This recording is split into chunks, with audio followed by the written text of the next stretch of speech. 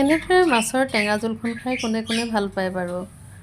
অকণমান পাতলকৈ বিলাহী মটৰ কেইটামান আৰু এনেকৈ মাছ দি অকণমান পাতলকৈ টেঙা জোল এখন বনাইছোঁ।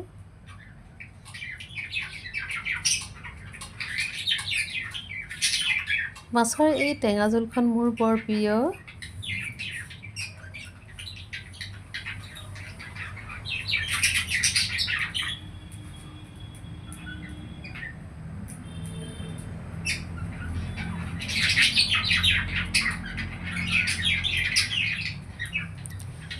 ৰেডি হৈ গ'ল মোৰ মাছৰ আঞ্জাখন।